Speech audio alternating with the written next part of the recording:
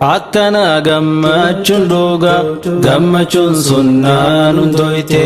Mu'aazis kunoo gammade kunuuzaan isaatis dhufte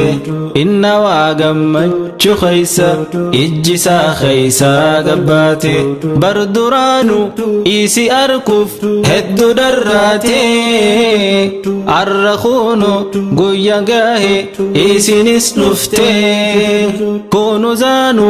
barsiif jecha maati si dhiiste way Mu'aazko ansi yaade jatte siif dhufte Masha Allah Masha Allah Masha Allah Masha Allah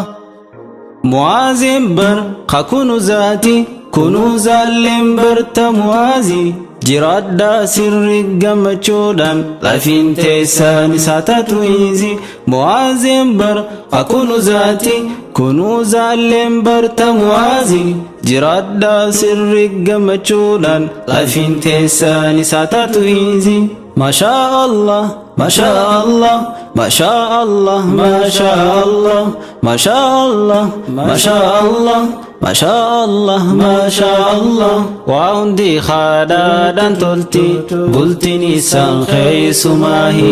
jireenya halaal yoo feete du'aa ijabaadhu gaahi Rabbiin barnaa khaddaa jaa'e rakkinni nuutuu marraahi waa hin dhabdu waan niyyatte isa khadatte harka qullaa waa hin haftu Rabbi abdatte ni jiraata bulti khayri tan ati feete yoo atummat daanga Rabbi sirri eeggatte Masha Allah Masha Allah Masha Allah Masha Allah Mu'aazin bar kakunuuzaati kunuuzaalleen barta Mu'aazi jiraadha sirri gammachuudhaan lafiin teessaan isaa taatu izi Mu'aazin bar kakunuuzaati kunuuzaalleen barta Mu'aazi jiraadha sirri gammachuudhaan lafiin teessaan isaa taatu izi Masha Allah Masha Allah Masha Allah Masha Allah Masha Allah Masha Allah Masha Allah Masha Allah khabira walid duftani daanga rabbida eeggatani nikah godhun halaltatani baga gammaddan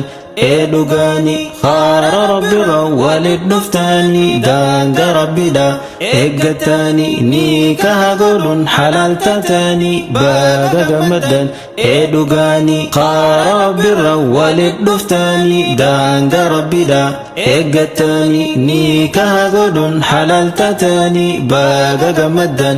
edugani khara rabbira walid duftani daanga rabbida eeggatani nikah godhun halaltatani baga gammaddan edugani